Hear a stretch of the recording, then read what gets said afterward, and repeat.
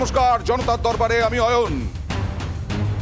News 18 বাংলায় ভোটের মুখে আবার জনতার দরবার। আর জনতার দরবার মানে শুধু নেতাদের কথা কাটাকাটি, তর্ক বিতর্ক, চিৎকার চেঁচামেচি নয়। আমার সঙ্গে থাকছেন প্রতিদিন জনতা। এই জনতার প্রশ্ন নেতাদের উদ্দেশ্যে, জনতা রায় দেবে নেতাদের, নেতারা উত্তর দেবেন জনতার প্রশ্নের। আজ কারা কারা রয়েছেন পরিচয় করিয়ে দিয়ে আমার সঙ্গে। জনতা তো আছেই, তার সঙ্গে বিভিন্ন দলের মুখপাত্ররা রয়েছেন। বিজেপি মুখপাত্র শঙ্কুদেব পণ্ডা রয়েছেন, রাজনৈতিক বিশ্লেষক অধ্যাপক শুভজিৎ নস্কর। আমার সঙ্গে রয়েছেন কংগ্রেস মুখপাত্র সৌম্য এইচ রায়। আমার সঙ্গে আছেন সিপিআইএম নেতা প্রদীপ দাশগুপ্ত এবং আমার সঙ্গে রয়েছেন তৃণমূল মুখপাত্র কৃষাণু মিত্র।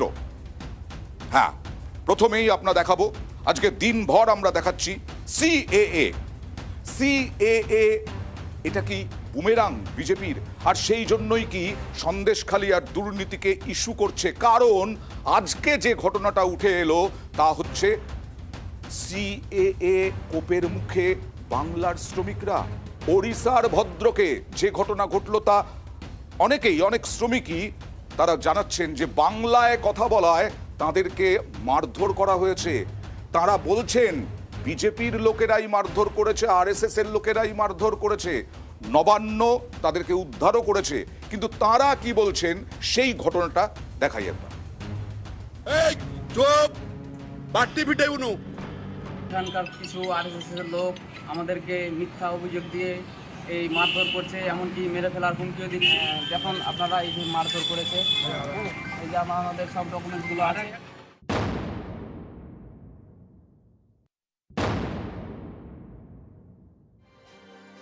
পশ্চিমবাংলার মুখ্যমন্ত্রীর কাছে আবেদন যে আমরা এই যে বিপদের হাত থেকে যাতে রক্ষা করুন।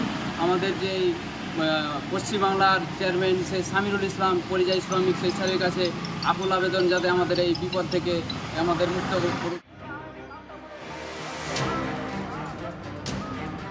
লোকসভা ভোটের মুখে দেশ জুড়ে চালু হয়েছে সিএএ। সেই সিএএ এর কোপে বাংলা শ্রমিকরা। মুর্শিদাবাদের 20 জন যুবক ওড়িশার ভদ্রকে কাজে গিয়ে আক্রান্ত। এই চাঞ্চল্যকর অভিযোগ ঘিরে শোরগোল পড়ে গিয়েছে। হঠাৎ করে এসে মারতে শুরু করলো, বাংলাদেশি বলছে। হ্যাঁ, আমরা ইন্ডিয়া, আমরা বলছি ইন্ডিয়া। আমাদের ভোটার কার্ড, আধার কার্ড, প্যান কার্ড সব আছে, দেখেন। মানতে চায় না, সেটা ভদ্র। প্রায় 25 বছর ধরে ওড়িশার ভদ্রকে কর্মরত মুর্শিদাবাদের শামশেরগঞ্জের 20 জন বাসিন্দা।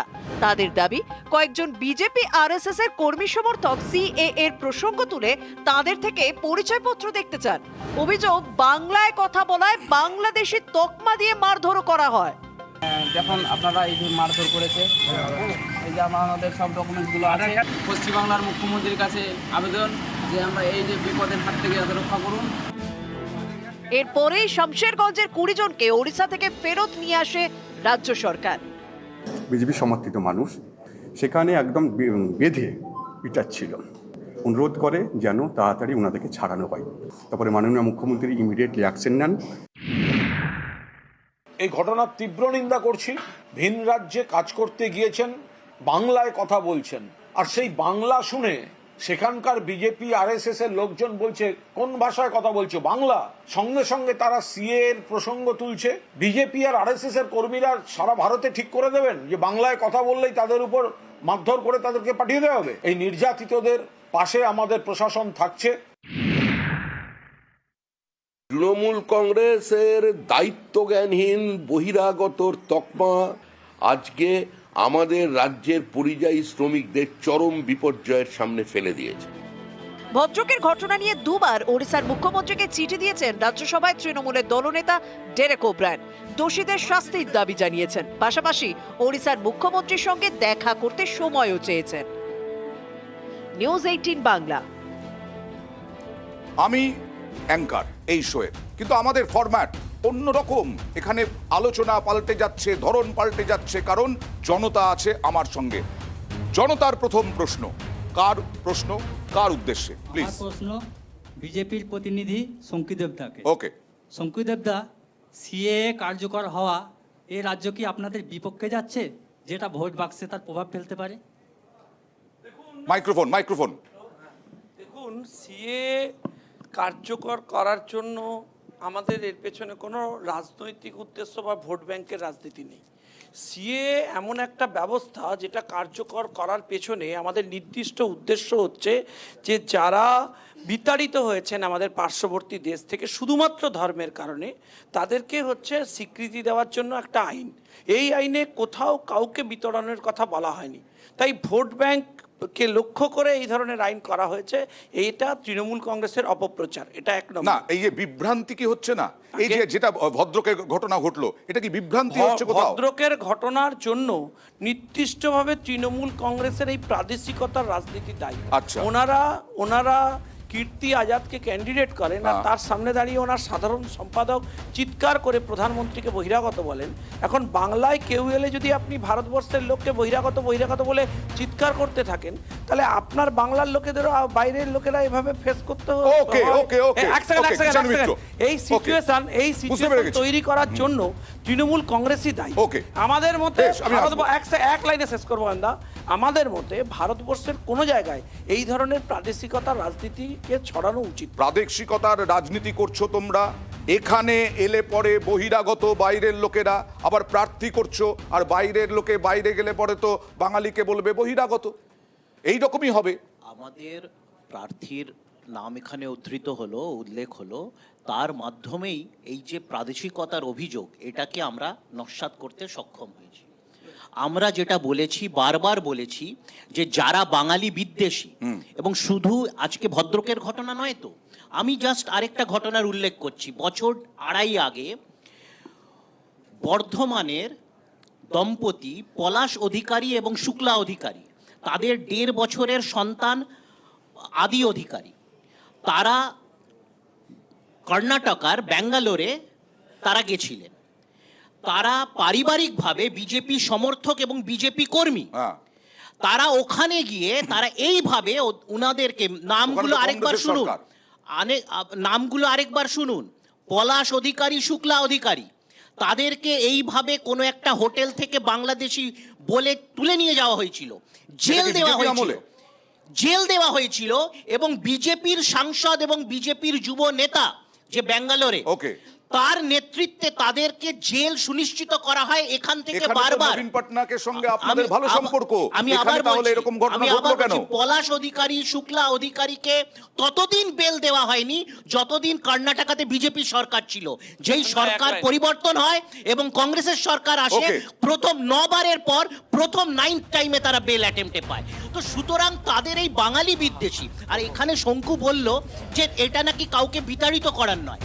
সিএ যে নিয়মাবলী ওরা প্রকাশিত করেছে নির্বাচনের আগে, সেই নিয়মাবলীর প্রথম শর্ত হচ্ছে একজনকে নিজেকে বিদেশি হিসেবে অ্যাপ্লাই করতে হবে। তো তার মানে তার নাগরিকত্ব প্রথমেই চলে গেল। তার মানে কি কোথাও বিভ্রান্তির কারণ আছে, কোথাও মানুষের মধ্যে একটা আতঙ্ক আছে, আশঙ্কা আছে, মানুষের মধ্যে ভুল বার্তা যাচ্ছে। এক সেকেন্ড, আমাদের রাজ্যে বাংলাদেশিদের অবৈধ নির্বাচনী ব্যবস্থার মধ্যে প্রবেশ করানোর স্পেসিফিক অভিযোগ করছে তৃণমূল কংগ্রেস। তৃণমূল কংগ্রেস একাধিক জালি ভোটার কার্ড, আধার কার্ড এসব করার ক্ষেত্রে ইনভলভ আছে। এদের এমন জেলা নেতৃত্ব আছে যাদের এখানে ভোটার কার্ডের নাম আছে, আবার বাংলাদেশেও আছে। আমি একদম অভিযোগ করছি, আমরা ইলেকশন কমিশনও জানিয়েছি। আরে তৃণমূল ভবনের পেছনে, দাঁড়ান, তৃণমূল ভবনের পেছনে গুলশান কলোনি থেকে ইউপির এসটিএফ এসে বাংলাদেশিদের ধরেছিল, তখন এরা কোনো খবর জানায়নি। এরা তো এই পরিস্থিতি তৈরি করেছে সারা দেশে। গল্পিত গল্প বলে লাভ হবে না। কাছে বেশি ঝগড়া নয়, বেশি ঝগড়া নয়। তৃণমূলের দিকে কারো প্রশ্ন রয়েছে, তৃণমূলের দিকে কারো প্রশ্ন রয়েছে, তৃণমূলের দিকে কারো প্রশ্ন রয়েছে, বিজেপির প্রশ্ন নিয়েছি। আপনার বলুন কৃষাণু মিত্র। তৃণমূলকে আপনারা কি সিএর বিরুদ্ধে, বিরোধী বলুন সিএ বিরোধিতা করছেন কেন, তাই বলতে চাইছেন কি কৃষাণু? তো আবার বলেছি, নাগরিকত্ব হবে নিঃশর্ত। কেউ যদি মনে করে যে কেউ নিপীড়িত, অত্যাচারিত, লাঞ্ছিত হয়ে এসছেন, তাদেরকে তো বারবার ভারতবর্ষের যে সিএএ, এর আগে এটা তো প্রথম সিএএ আইন নয়, এর আগে 1955 সাল, 2003 সালে রোহিঙ্গাদের নাগরিকত্ব দিতে হবে, বলুন না, কথা বলছে এসব রেখে রেখে বলছেন কেন? ভাই এখানে সবাই শিক্ষিত। রাজনীতির কারবারিদের আমাদের এখানে প্লিজ জনতার দরবারে বেশি ঝগড়া নয়, শঙ্কু ঝগড়া নয় বেশি। রোহিঙ্গাদের কংগ্রেসের জন্য দিকে কারো দিল্লিতে প্রশ্ন ভ্যাট রয়েছে? দেওয়ার প্রশ্ন। কংগ্রেসের দিকে প্রশ্ন। ওকে প্লিজ, কংগ্রেসকে প্রশ্ন কি? আবার বেশ, ওকে কৃষাণু প্লিজ। কারণ নাগরিকত্ব হবে নিঃশর্ত। ওকে, কংগ্রেসের প্রশ্ন প্লিজ। প্রশ্নটা শুনতে দাও, দিন দাও। সিএকে ভোট অস্ত্র বলে ধরে আরেকবার নিয়েছে। বলুন, আরেকবার বলুন। আমার প্রশ্ন কংগ্রেসকে, সামনেই লোকসভা ভোট, এই লোকসভা ভোটে বিজেপি সিএ কে ভোট অস্ত্র বলে ধরে নিয়েছেন, তাহলে আপনারা কেন সিএ এর বিরুদ্ধে আন্দোলন করছেন না? আন্দোলন করছেন না? কতটা আন্দোলন করছেন আপনারা, করতে পারছেন? সময় দেখুন, আমি জোরে কথা বলতে পারি না, আমি একটু শুনছিলাম দুজনের কথা, আলোচনাটা, প্রশ্নটাও শুনছিলাম। তো দুটো তিনটে প্রশ্ন আমারও আছে, আপনাদেরও এটা জানা উচিত যে সিএ কে নিয়ে শঙ্কু অনেকগুলো কথা বললো। তো সিএ মানে নাগরিকত্ব দেওয়ার আইন, বলছে নাগরিকত্ব কেড়ে নেওয়ার আইন না, দেওয়ার আইন। তো ভারতবর্ষে কোনোদিন কোনো এরকম আইন শুনেছেন যে কয়েকটা দেশ স্পেসিফিক করে দেওয়া হচ্ছে? আর বলছে ধর্মীয় কারণে উৎপীড়নের জন্য মানুষকে শুধু সরে যেতে হচ্ছে। কেন ধর্মীয় কারণে উৎপীড়ন হয়? রাজনৈতিক কারণে উৎপীড়ন হয় না? পলিটিক্যাল পারসিকিউশন হয় না? নাকি জিওগ্রাফিক্যাল পারসিকিউশন হয় না? এথনিক পারসিকিউশন হয় না? উত্তরটা হচ্ছে, শঙ্কু আমি বলিনি, তারপর বলুন। হ্যাঁ, নাম্বার ওয়ান, ওদের কথা মনে পড়ছে কোথায়? বাংলাদেশ। নিশ্চয়ই বাংলাদেশের কথা তো নিশ্চয়ই বলতে হবে, বাংলাদেশ। ওদের কথা মনে পড়ছে পাকিস্তান, আফগানিস্তান। খুব ভালো কথা। কাদের কাদের বলছে? পার্সি, হিন্দু, জৈন, খ্রিস্টান, শিখ ইত্যাদি ইত্যাদি। আমি বলছি এত তো বড় হিন্দু দরদি, একেবারে স্কার্ফ গলায় ঝুলিয়ে এসছে, কেন তামিল শ্রীলঙ্কার হিন্দুদের কথা হলো না? Why not? তামিল শ্রীলঙ্কার হিন্দু নেই কেন? আমি জানতে চাইছি যে ভারতবর্ষে কোনো আইন হয় নাকি এরকম ভাবে পার্টিকুলার? না, জাস্ট ক্লোজ করতে দিন। ভুটানের খ্রিস্টানদের কথা নেই কেন? আমি জানতে চাইছি তাহলে মায়ানমারের হিন্দুদের কথা নেই কেন? আমার তো এটা জানতে হবে যে তাহলে নেপালি বুদ্ধিস্টদের কথা কোথায় গেল? আমি দেখাবো। উত্তরটা শুধু তাই না, উত্তরটা আমি ক্লোজ করছি। দেখুন, প্রশ্নটা হচ্ছে, আমি আসছি, আমাকে বলতে দিন। বলা হলো যে ধর্মীয় কারণে, শুধুমাত্র রাজনৈতিক কারণে ভাগ করব, ভাগ, এই ভাগ এবং বিভাজনের রাজনীতি করে ভোটের ফায়দা তুলতে গিয়ে এখন ওদের মন্ত্রীকে পর্যন্ত বলতে হচ্ছে যে আমি দেশের নাগরিক না, নতুন করে নাগরিকত্ব দাও। সংক্ষেপে উত্তর দাও প্লিজ। শান্তনু দেব না, শান্তনু বাবু কি নাগরিক নয় দেশে? ওকে, সৌম্যদাকে আমার কিছু বলার নেই, কিন্তু কংগ্রেসকে আমার বলার আছে। কংগ্রেসকে কম বলে উত্তরটা আগে দাও। শুনুন না, ধর্মের ভিত্তিতে যখন দেশ ভাগ হয়েছিল তখন আপনার রাজনৈতিক বিভাজন মনে ছিল না? ভারতবর্ষের আইন রাজনীতি করেছিলেন, আরে ধর্মের ভিত্তিতে দেশটা ভেঙে দিয়েছিলেন। ওকে, তখন মনে ছিল কারা কারা ফায়দা দিয়েছিলেন? মুসলিম লীগের সরকার ছিল। ওকে, আমরা আসবো, এই আলোচনাতেই থাকবো।